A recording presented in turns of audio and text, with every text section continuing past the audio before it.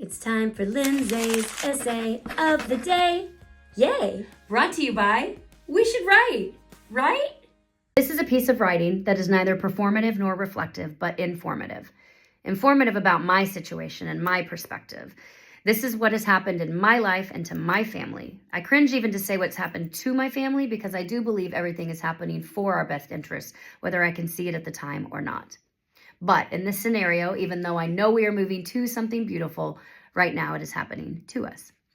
Our beautiful 7-year-old daughter, Freya, is adopted from the Marshall Islands, which is a remote island nation in Micronesia in the Central Pacific, west of Hawaii. To ridiculously dumb it down for future effect, we are white and she is brown. We have always delivered any kind of information or responses to her questions as organically as possible. I was never one for sitting down in serious environments, delivering heavy information to a child if it didn't have to come up that way. For instance, when she was 3, we were laying in bed and she said, "Mommy, your skin is white." "That's right," I said. "And what color is your skin?" "Well, my skin is brown," she said. "Well, that's right. And what color is Daddy's skin?" She thought for a minute and looked him up and down, then said, "He's kind of yellow." It's true. He's a little jaundiced. We all laughed, and then she asked for some yogurt. We went about our day. Recognize, acknowledge, implement, rinse, wash, repeat. She is now, however, getting to the age where she's feeling everything inside her tiny, empathetic body and is realizing her differences so boldly it has begun to take a bit away from the joys of childhood. And where we live and school, as it turns out, is just not set up to support that.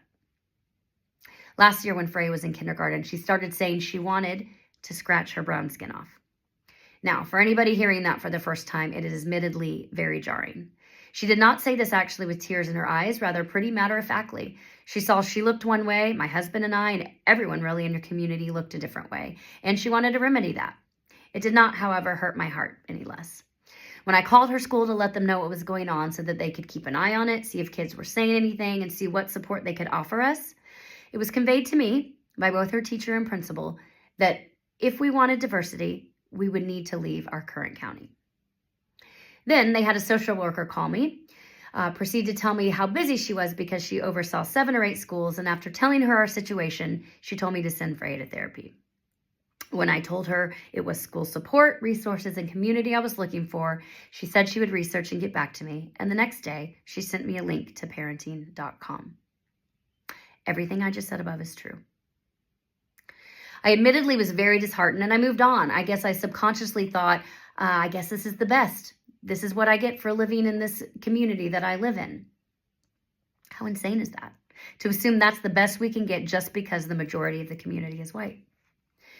So, cut to a few weeks ago, my daughter, now in 1st grade, was going to bed at night and she started sobbing, seemingly out of the blue. I just held her close and I asked over and over, "Sweet baby, what is it? What can I do?" I've been through some very hard things in my life, but the words that came out of her tiny voice next are the hardest things that I've ever had to hear. Between tears and catching her breath, she said to me, "Mommy, I don't like myself. I don't know why, but I don't want to be me. And I hate that I'm the only brown person in my class." I've never experienced heartbreak like that, and all I could say was, "Mommy and Daddy are going to make this problem better. It is our job to make you happy. This is not your problem, my darling." And she fell asleep on me. I did not fall asleep that night. Upon calling the school again, a year later, the next day, one person said to me, "What would you like me to do about it?" I've also been told we cannot produce diverse students to be in her class that do not exist. Now, I'm a smart human and I understand that, but I am also just a human looking for support that I know is out there. And it takes just one person standing up in a community saying, "Let's do better." Now, before anyone tells me all the things I need to do, let me say very lovingly, yes, we are seeking out counseling. Yes, we are considering a move from either our school or our home. We will do whatever it takes to support our child. Why am I writing about this in this space? I'm not doing this to slam the school or the lack of awareness. I genuinely believe we are all doing the best we can with the information we have, and they just are not set up to deal with this kind of issue, which is baffling. All I can do is tell my story and share my perspective.